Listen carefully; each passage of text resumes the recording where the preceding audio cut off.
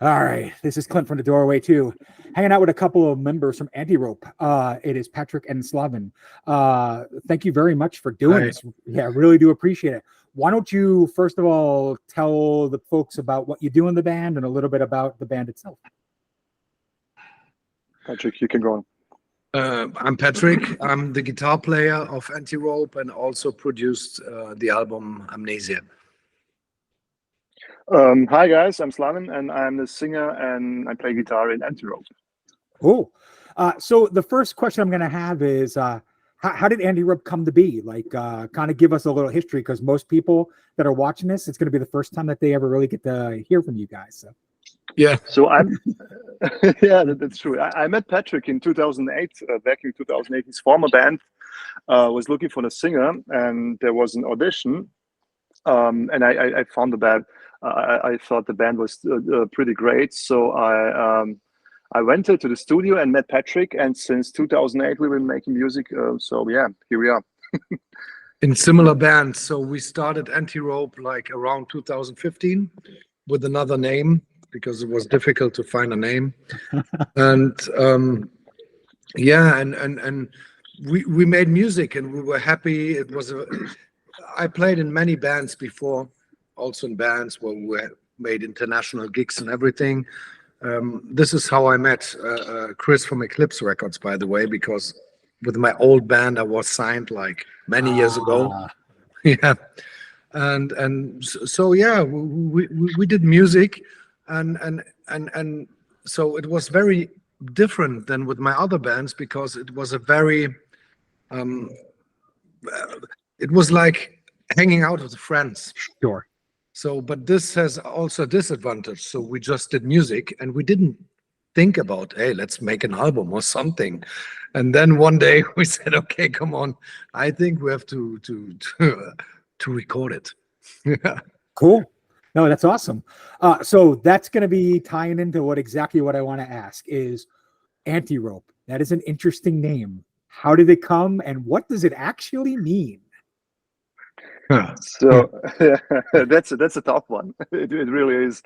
So I think there is. We were struggling with a name, as I think every other band, because nowadays you have all the good words solution already taken. So I think and the thing we do, if you look for a name, you just need to look it up on Google or something, because you don't want to have the 10 other bands using the same name. So that was pretty difficult for us. And yeah, I think that the Patrick came with a kind of ultimatum. We have 48 hours to finally have a band name. Yeah, because we're not. This was when the album was finished. Everything was finished. So Yes. but the name was missing. So though we were looking like for 8 years for a name, I said, guys, now we have 48 hours. Everybody's writing down names on a list, and then we have to choose one of these names on the list. And on Slaven's list, there was Antirope. Yeah. and that was, and we said, yeah, that's Antirope. That's cool. We don't know. We like it. Yeah, I don't think there is a special meaning behind the name, because it's I mean, we like the name. It's kind of it has anti in it, so yeah, it works for us. So there is no meaning, special meaning behind it. Absolutely. Yeah. Nowadays, I think it's more important because there's many names of bands that doesn't make any sense. So, but as soon as you like their music or you know the music, it makes sense to. It makes sense. Yeah. So. So the name is not so important, but I think it's good to have a name that you can remember, a name that because before we were called Port, and if you Google Port, you're gonna find like 50,000 ports all over the world with live ships and everything. So you had to, if you Google a band called Port, you have to Google Port band. So this was I think nowadays it's important that you can Google a band. So yeah, Antirope, you can Google it. There's no ports, no ships, no birds. Cool. No, very, very, very cool. So I'm going to say some elements of the band that I hear and what kind of intrigues me, the reason why I like this record. Now, I've only heard the newest stuff that you've done, so I've not heard any older material or anything like that. But like I said, there's a couple bands that kind of brought out in the music that I hear from Amnesia, where I hear a lot of like bands like Alter Bridge. I hear a lot of like Soundgarden. I hear a lot of like A Perfect Circle. And then another band that I hear that probably is a band you guys may not know. They're from Kentucky. They're a band called Paw. But you guys remind me a lot of this band called Paw. And they kind of mix like angry kind of fuzzed out rock with metal and kind of a punk aesthetic, but yet have like a gothy overtone as well. And I kind of wanted to ask, like, you kind of mix metal, fuzzed out rock, and kind of sorrow-filled gothy vibe feeling rock and roll too. Was that done on purpose? And are any of the bands that I kind of just talked about influences into the sound that you guys are currently trying to create? Yeah, first of all, I know Paul. Okay. I heard about it. I because I heard it also on a Spotify playlist. It just comes up. So I was okay. This band is great. So I know Paul. Alter Bridge. I know the guys. I'm familiar with their music, but I never heard it. It was never in my playlist. I don't know. I think. I come from the mid '90s Seattle scene. I really love it. Soundgarden, Alice in Chains, and the whole scene. And I think the question you asked is how we do we combine it, because I think that the Patrick is more of into heavier stuff. So just like Slayer, New Roses, and yeah. So, and it kind of happens, but it's nothing we aim to do. You know, it's kind of. All our influences merge together in a kind of a normal way without thinking about it or overthinking it. So it's kind of I have a demo or the Patrick have an idea and we just do it, and this is the thing you hear without saying, okay, do we need a solo on the end, or should we have a more heavier guitars or the third or the fourth guitar? So I think it's kind of everything's automatically already there. So yeah. Yeah, it's difficult if you're talking about the influences. Of course, we hear the name Soundgarden very often, and I think Soundgarden is one of those bands that all of us like. But we don't have like influences because my sister is playing bass in Antirope, and she's more like a house and disco DJ. So she doesn't. She listened to the heavy stuff like Madball and the hardcore Biohazard when she was 15. Yeah, but then she went over the disco stuff.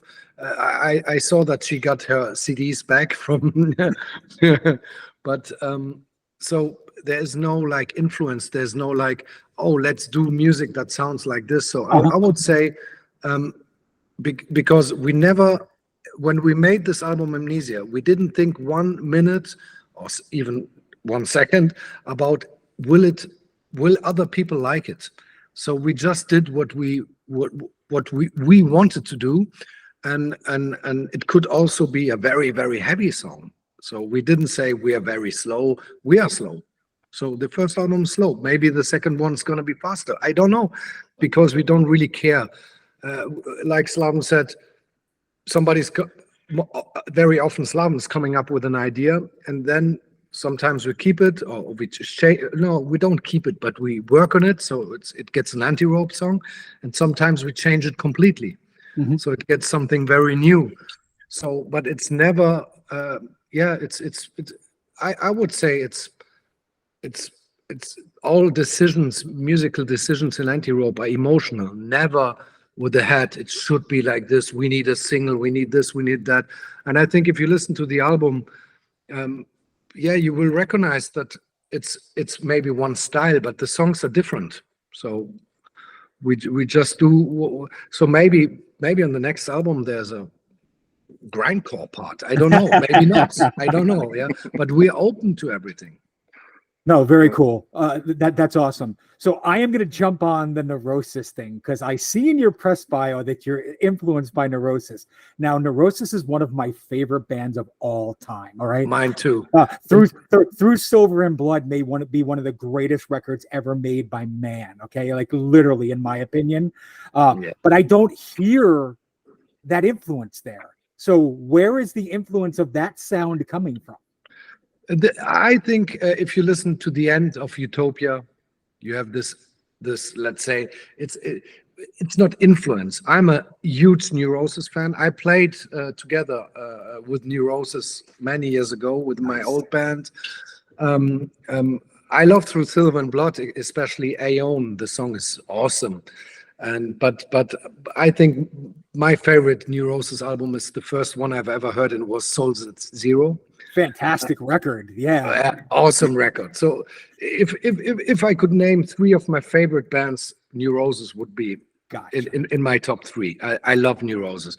But I think you can hear the influence on some end of the songs where it's like a little bit dystopic, like the end of Utopia, the end of the song Is This the End? Yeah.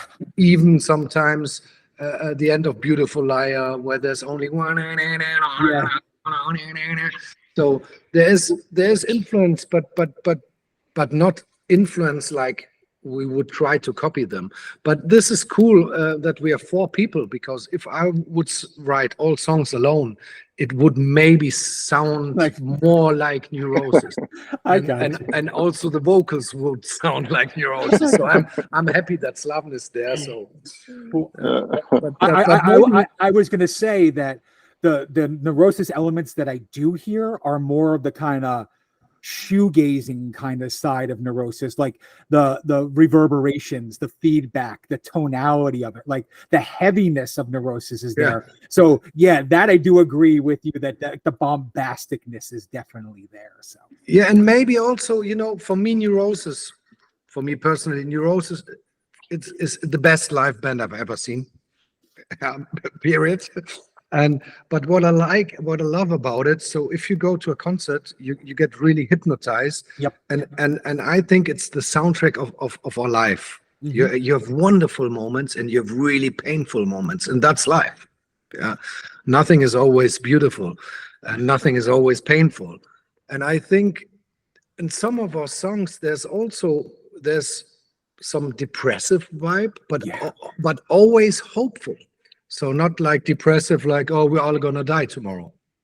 That was going to be the very next question I was going to. So it's funny that you're kind of leading me into the questions I want to ask.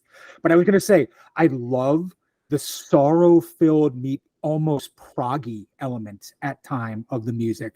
And what I mean by proggy is it gets really complex just at the moment where it becomes the most downtrodden. So you can kind of move out of that emotion into a new emotion. And I love how the guitars and the bass make that kind of sound, but then the vocals, like Slaven, your vocals are the heaviest indie rock vocals that I've ever heard in my life. I literally love that you mix that element into that kind of more fuzzy, doomy metal kind of vibe. And I kind of want to talk about that with you both, is when you write these songs, do you try and bring that kind of sorrow element, that proggy element, and that indie element all together? Because it almost feels like each song has a moment of each one of those parts in it. Yeah, well, first of all, thank you very much for the feedback. It's it's great. Thanks. Yeah. In the end, it's all about music. So when I write the songs, when I try to come up with a vocal melody or something, there is 99% the first take I take. So I'm not the guy who's writing lyrics and then trying to made them into songs. I just have an idea. I have a riff. I mostly record it simultaneously right at the moment, and then I'm trying to come up with a vocal line, and it's always a ghost text, and it's 99% the first line I record. So this is the skeleton, so to say, and I also have I think so. So range, my vocal range, I cannot shout and growl, so I try to just move I can. Yeah, so I normally always move in my comfort zone, so I can where I feel that I can really do something. So without any and yeah, so I don't know. I mean, all those influences, all the bands that I heard in the last 30 years, kind of they shaped me, you know. So it's all the vocal lines and then this and how it sounds is just the first take I record while I'm writing the song. So that's the best explanation I can give you. Yeah, but I think the if there's something a little bit more progressive or something, it's this comes. So it's nothing what we are planning or saying let's do now a more progressive part or more part like this. So yeah, it's very free. And when I made the vocal recordings, I must say, we didn't. It took us 4 evenings, so we didn't overproduce it. What I wanted to catch is the real emotion of Slaven. So I don't want it to have his best takes, like, oh, now you sound very nice. I wanted to hear his emotions, so his true takes. And this is why many of the takes that are on Amnesia are really first takes. It was always the first or the last ones. Everything was because, of course, you're recording many takes when you record a singer. Yeah. So, but it was always the first or the last one, because the last one was a point where I said, wow, it catched me. Yeah. So this was the take where you say, hey, I think I have heard everything I wanted to hear. And the first take was very, very, very real. So yeah, so this was, I think, for me as a producer, the most important part for me was I want an honest record, because when we made the songs, we never thought about, is my wife, will she like it, or will anyone like it? We were 4 people and we made music that gives us a good feeling when we go home. You know, like a therapy. You go in the rehearsal room, you make music, you go home and you're like, I feel good. So this is how everything was created. So I wanted to catch all that into the production. So we recorded the production live, and so there's really songs where there's no overdub. It's totally the band. So I wanted to have the same truthness into the vocals, and yeah, and I think Slaven did a great job. Absolutely. Yeah. I also think, I mean, because we're friends and we are making music for so long, and to work with Patrick when he's in studio and you need to make vocal takes, it's kind of, I feel like I'm literally sitting with a friend in studio, and you're free to do everything you like. You're not in the studio where you have the producer and an engineer and in the timetable, you know. So it's kind of let's go and let's make some good takes. So that's really easy to do. Yeah, and we know right each now, other, so he doesn't have to show me, hey, look how cool I can sing. No, there's nothing like that, you know. It's really, we know our sound, we know our songs, and we had a good vibe. And I think this is the most important part on Antirope. We need a good vibe, because we don't do this with an expectation of making money or getting a huge band or anything. No, you know, there's like millions of bands who have this dream. Of course, we want to. We are very happy if we meet people that like our music, of course, but we don't have the expectation. So it's like if there's one guy who loves it, it's fine. Nice. If there's 1 million guys who loves it, it's great, you know. But both is fine. So yeah, and it's also fine if someone hates it. So it's also fine. Yeah, of course, the haters is that's fine too, because it's music. I also like Napalm Death, but my wife doesn't like it, so that's fine. So it's normal. And there's country acts I don't like at all, and I don't like ska, and other like it. So hey, that's fine. No, that's really fair. So I'm going to dig a little bit deeper into the kind of the music and textural sounds of the band, because I kind of want to talk about that, because it's what drew me into liking the record so much. Is the guitar tones are very distinct. I like how the bass line is kind of, it's heavy, warm, and rumbling, but it's kind of given its own texture and tone. And to be honest, I love the way your drummer holds back. Like, he doesn't just beat every goddamn note possible out on a drum. Like, he plays it to the emotion of the song. When it's more bombastic, yeah, he's playing more. But when it's a slower, more kind of droning, I'm almost going to say shoegazing kind of hypnotic thing, he lays back and he lays on the ride, or he lays on the snare and kind of does it. When you're layering the guitars, the bass, and drums, do you do rhythm section first, guitars afterwards, or is it literally just live and it just letting the emotion flow? It's live. The whole one song is not recorded live. Okay. Everything you are. It's an old recording from 2011, but I thought it's gonna fit very well to a record. So, but all other songs are totally recorded live. So there's no layers. There's some songs where we added some guitars at the end, like Utopia. Utopia at the end, of course, there's feedbacks and very, very like melodies you don't really hear, but you feel them, and things like that.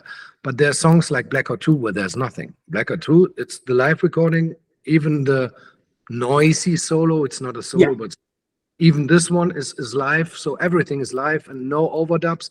And we didn't correct anything. So we didn't check if there's mistakes and make overdubs on the mistakes. We kept this exactly how it was. So accept everything you are. What you hear is the live performance of the band. No layers. Cool. Vocal. So then, yeah. Vocal. Of course. So the next thing I was going to kind of ask is, I love how the music is kind of heavy and slow, but it's uplifting, like you said, at the same time. There are moments where there's almost hopefulness in it. Like, and that's very unusual for the style of music that you play, because again, Slaven, there's a band called Chevelle, and I swear to God, you sound mimicking like the vocalist at times to me. Like, I think it's like an unreleased Chevelle record at times when I hear the way your vocal style, and that's a sign of praise to me, because the first two Chevelle records are just stunning heavy rock records. But like, I love the way you build your vocal emotions into that slow, downtrodden sound, but then it becomes hopeful when it's bridges and choruses and things like that. Do you try and build that hopefulness in the middle of the song so it doesn't stay downtrodden the whole time? No. Talking about Chevelle, I know Chevelle very well, but I never listened to the whole album. But the Chevelle is the favorite band of the drummer of ours. So Toby's big Chevelle fan. Huh. I like Chevelle. I like what they do, but I'm not so into it. So I never listened to the whole album. But I know what you're getting. No, there is. I'm kind of always fascinated when you're playing when you're playing a song that's kind of this depressed vibe, but you're not playing the minors. So that's kind of this contrast between singing it maybe in the minor and playing it in major. So this is that thing I like to do, but there was never a plan behind it, because all I do is when I write a song is I record it. It's kind of always a demo kind of stuff, and when I'm thinking about the vocals, I just press play and record the first thing that comes to my mind. So, and that's it, and I build on that. So how does it work? I really don't know, because it's just the first thing that pops out of my mind, and I always try to take this, because I tried it also to think about the song and the composition, to make great vocals and great parts and great vocal lines, but then you're stuck with a song for a week or something, and you will never get it done. So I tend to just take the first thing that comes to my mind, and yeah, and I like to play with minor and major chords. So to make it to have a song where is the depressive vibe, but also as you said, kind of hope and yeah. So it's kind of I like to play between those two things. Yeah. It's getting dark So, at yeah. your place, Slaven. Yeah, I know. Sorry, guys. It's okay. But yeah, so Patrick, how about you as far as guitar layering? Is it going to be different live than what was done on the studio? Like, are you going to play with different textures when you perform live versus on the record itself? What do you mean So if we use like playbacks? No. Are you gonna play different tonalities? Like, because there's two guitar players, of course, that are going on the record. But it kind of feels like one guitar, but with like two different vibes going on. I was just wondering, like live, are you going to add different textures and elements to when you play live to have more of a distinct guitar tones? Because what I love about the record itself is it almost feels like one giant army of guitars that are playing. Like, it's not just like, okay, Slaven playing this part, Patrick playing this part. I can hear the two distinct parts. It almost feels like one monstrous like guitar army riff going on. Yeah, but this is why Slaven and me, we have two totally different guitar sounds. Nice. So I'm playing a very it's the first batch of the rectifier from the 90s. So the real one, the handmade one. Maybe there was another batch handmade, I don't know, but this was the legendary batch, the very first one. And I had some people making some modifications of it because I wanted my signature sound.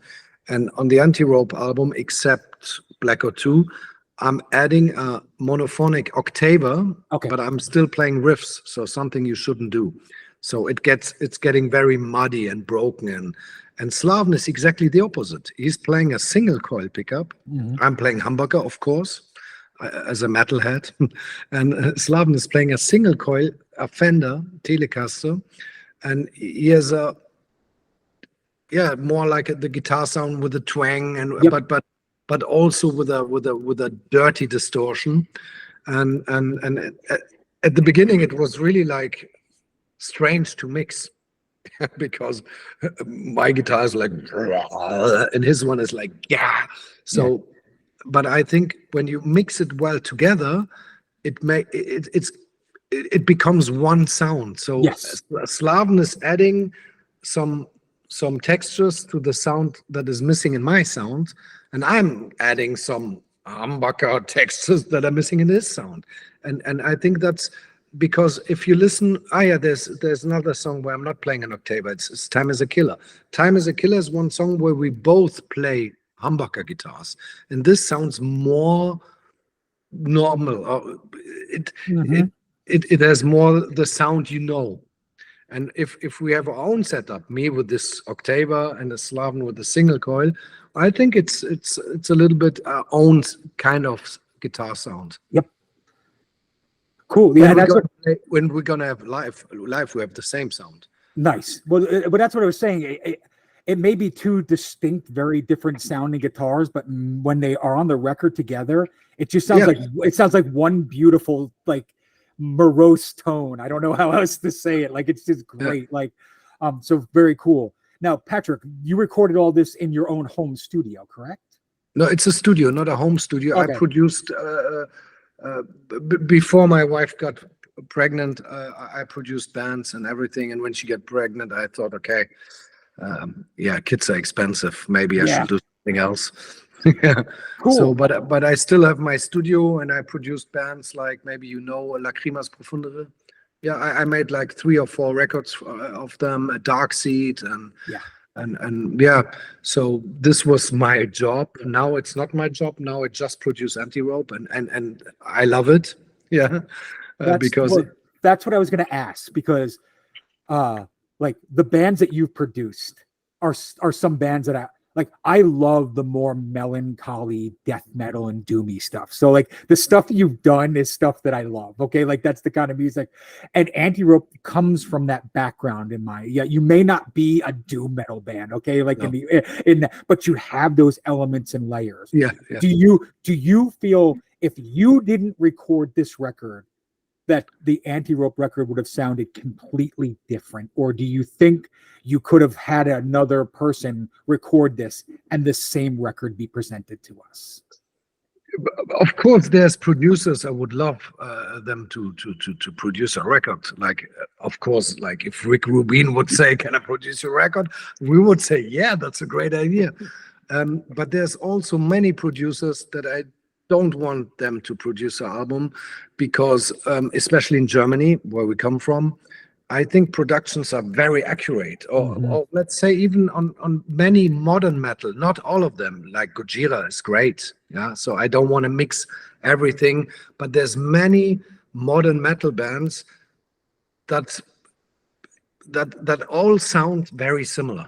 Yeah, and I come from another era, like Slayer, Rain and Blood, and Metallica, Master of Puppets, where every band it was recorded on tape. So yeah, so you didn't have the same opportunities like today. And today there's many producers who try to make an album sound perfect. And I think that's so for my emotion. Or for Antirope, that's totally wrong, because we are all human beings. We are. And there's no perfection in the world, and so I don't want. I hate quantized music when everything is only. I like groove. I like drive. I think it has to be like, and not like. So I of agree. course, if you make music like Fear Factory, it has to be. That's the music. Or if you make music like Rammstein, it has to be very German and correct.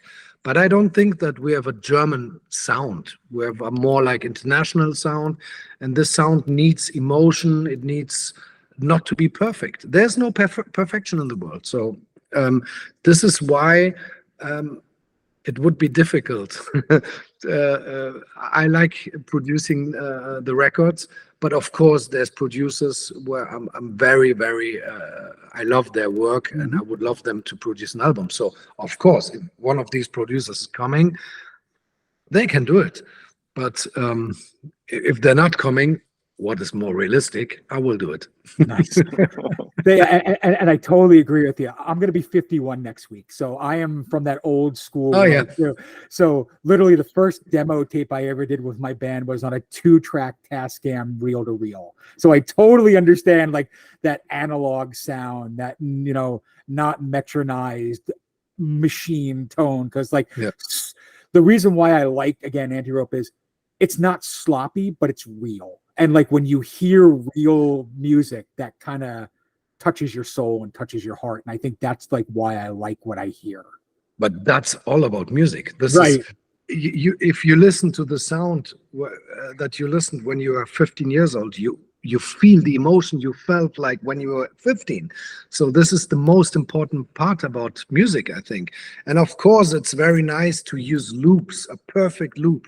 But a loop, I think for me personally, a loop is boring. I prefer having, I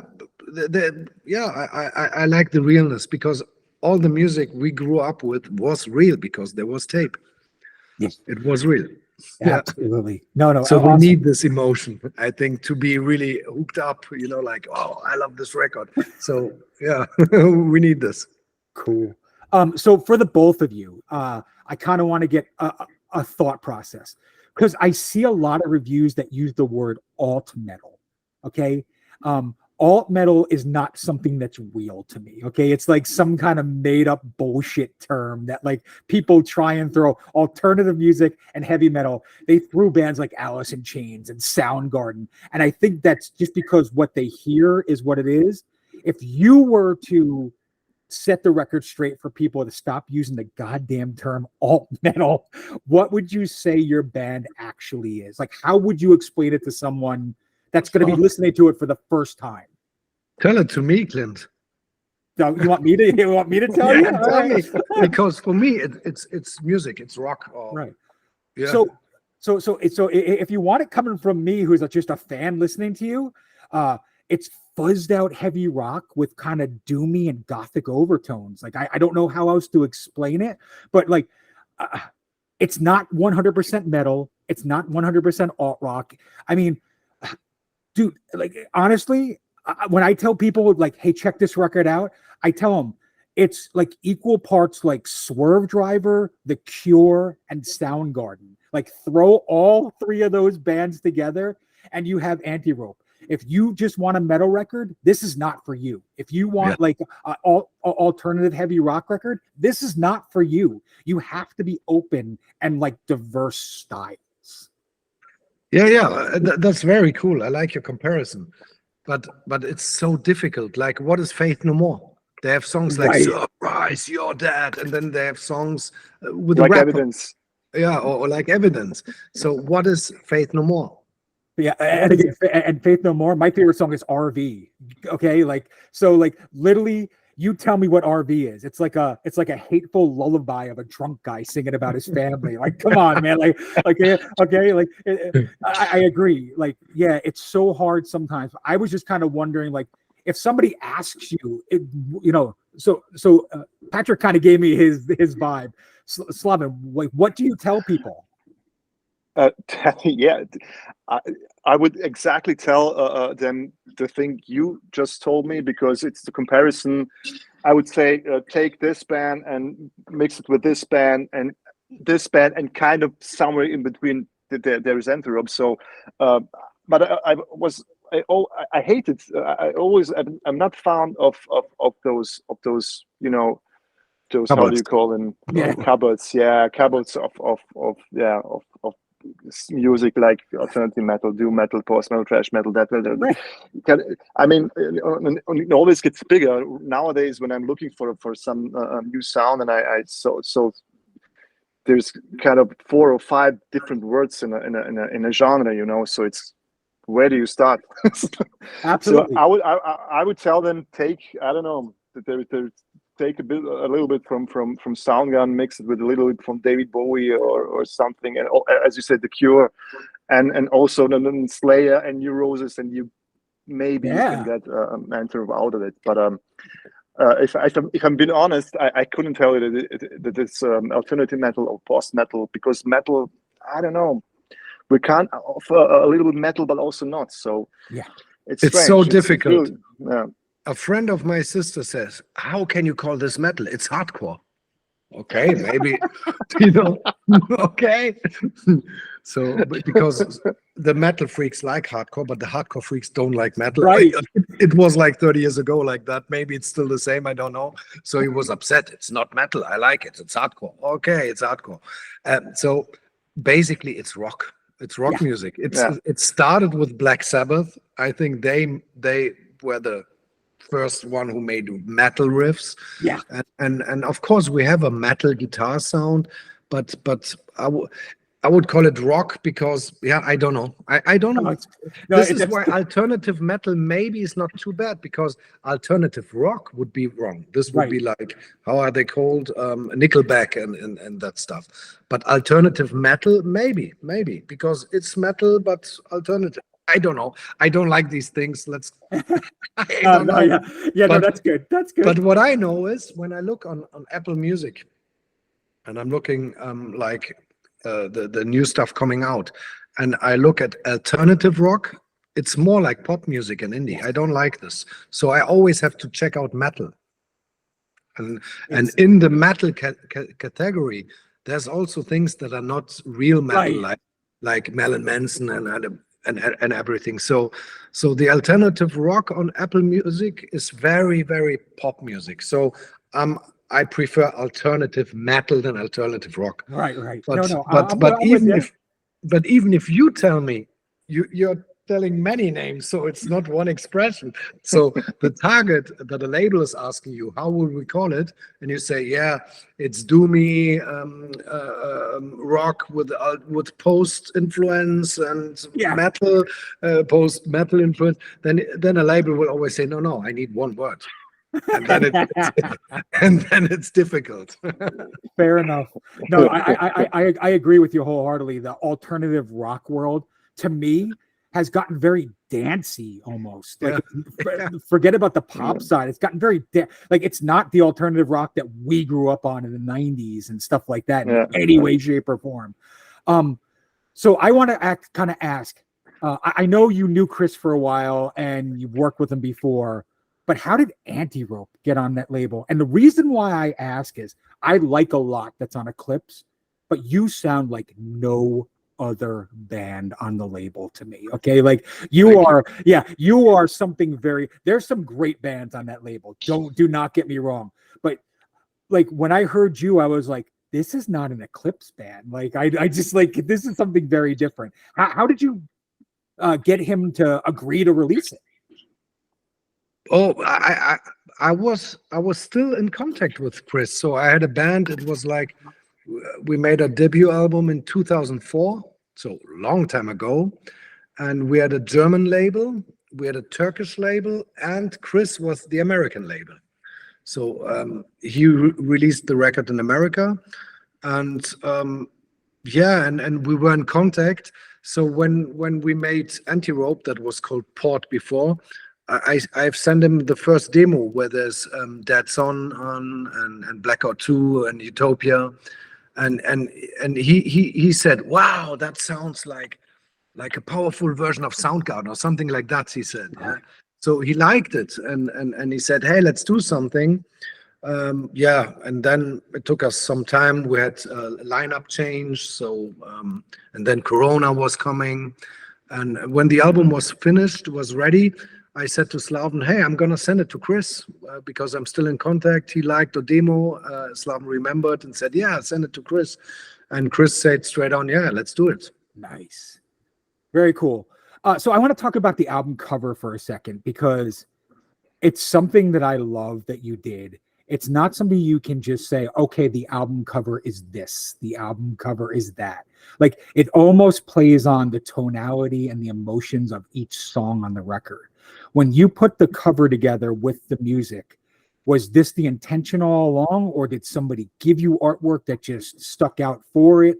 How did the artwork come to be for the record? Yeah, that was funny because as we told you, the album was ready, Yeah. but we didn't have a name, and so we said, okay, now we need a name, we need a cover, so there's work to do. Yeah, and I was looking pictures in my picture gallery, and my parents bought how do you say a painting. Okay.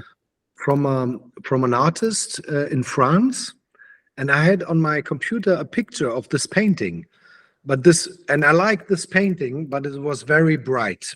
So it was very blue, yellow, a little bit red, but very bright. So I took this photo and put it in Photoshop, and I made it dark, and this was the cover. And I thought it fits very good to the to the music, and Slaven liked it, so the whole band liked it. So then unfortunately the cover artist who made this painting is called Francesca Spill, and she died a few years ago. So I contacted her boyfriend or husband, and he said, yeah, no problem, you can use it. And so yeah. Nice. So it was really like I saw this picture, and because I of course I know the original, and I always liked it because it's I don't know, there's so many elements. Yes. It's like a collage and a painting at the same time. First a collage and then painting, and yeah, and I because Slaven and me, we were those guys like saying, hey, let's make a black cover, just black. And so we chose something that is almost black. Nice. Yeah, but I like it also because for me it's kind of when you compare it to the album name Asia, it's kind of for me how my brain sometimes looks like, just kind of patterns and something that you can't connect. So it fits to the album name as well. So yeah, Absolutely. And it's black, but it's colorful. Like I said, it fits the feeling of the music very much. It's like downtrodden but hopeful at the same time. Yeah. Like I love it. No, absolutely. Yeah. All right. So from the start of the band to now, if you today could talk to yourselves when you first started this project, is there anything that you would say, let's do this different, let's change this? Is there something different you do, or are you proud of everything up to this moment? Slaven?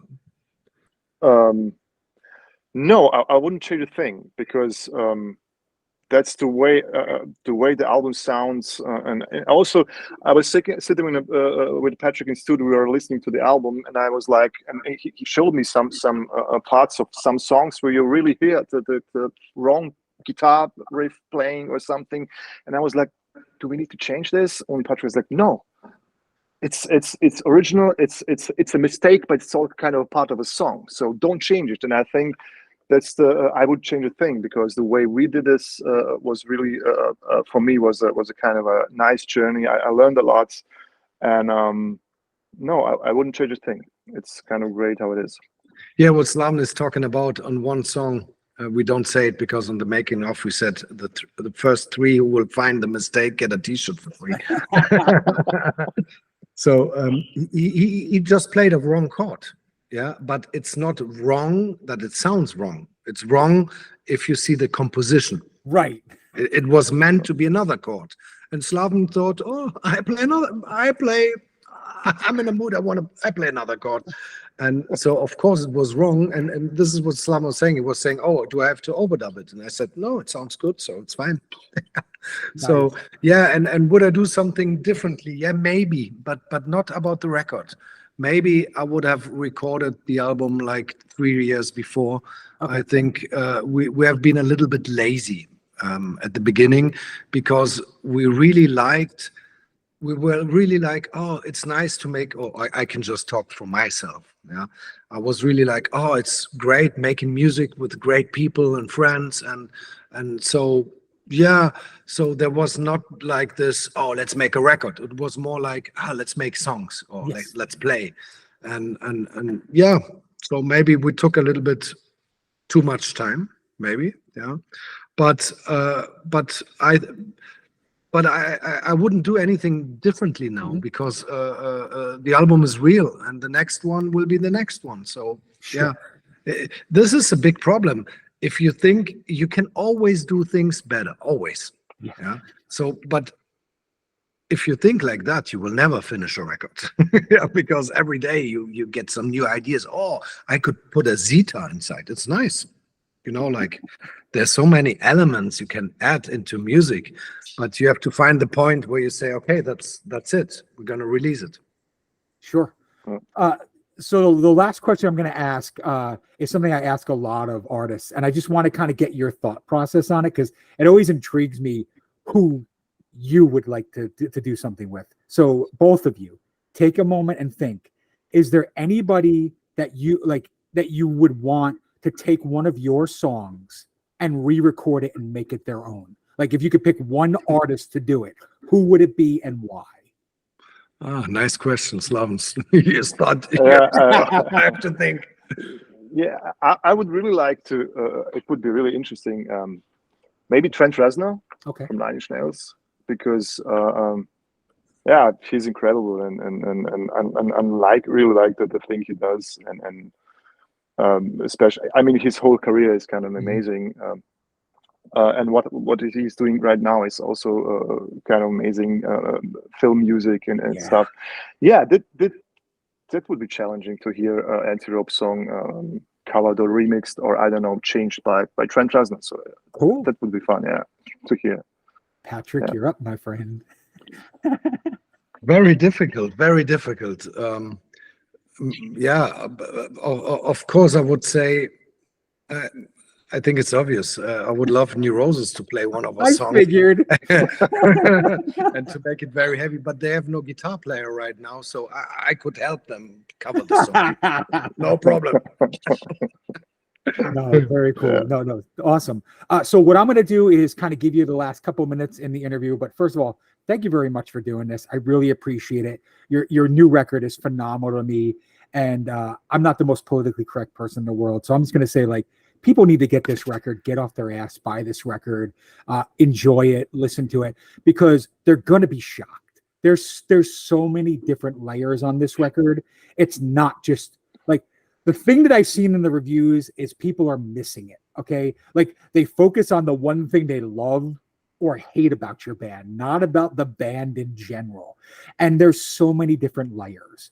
And like, there literally is something for everybody on this record. You don't have to like metal to like this record. You don't have to not like metal to like this record. Like, you can like industrial music. You can like heavy rock. You can like indie rock. And there's something for everybody here. And I think that's one of the most surprising things when I've listened to it all the way through the 6 or 7 times that I've listened to. So Cool. Thank you very much, Clint. That's really, that's great. Yeah, Clint, thanks a lot. It's really great. Thank you for everything.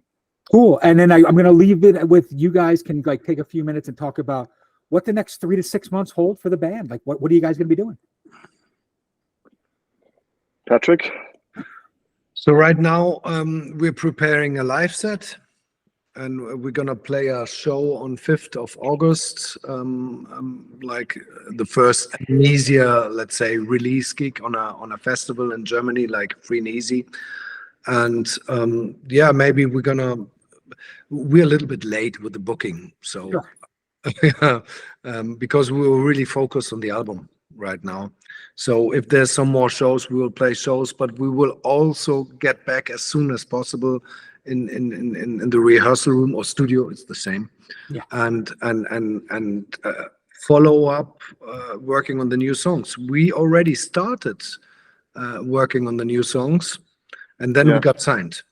Sure. And then we had no time to work on the new songs. And so yeah, this is will be the next step.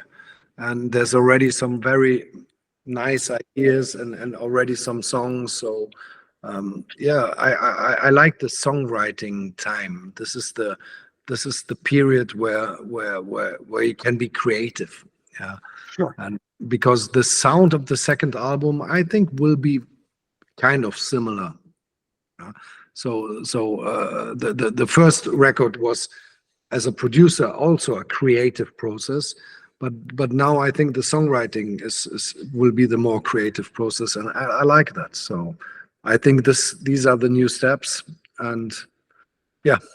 So Slaven, what do you see? Yeah, exactly. We have a release gig now in August, and yeah, in autumn and winter, I think we will spend some time in studio concentrating on new songs, new and also new album for sure. And I'm really I'm looking forward to it to see would it be, is it going to be the same sound? Are we going to experiment maybe with choosing a different guitars this time? I'm not sure, but I think there are 3 or 4 songs that are really promising. So yeah, I'm very happy to do this thing once again. So yeah. But I don't want to hurry up. I don't Sure. want to do a second album because we released the first one. So of course we won't take as long as for the first record, no. But I don't want it to hurry. So we're gonna go making music like we always do. And when there's like 10, 11, 12 great songs, then we will start thinking about the second record. Very cool. So Patrick Slaven, thank you very much. Like, Antirope is a fantastic band, record, feeling, mood. I don't know how to explain it. I just love what I hear. So thank you for doing this again. Clint from the Doorway too, hanging out with the two of you. And thank you for being here. Thank you, Clint, for inviting us. Thank you very much. Yeah.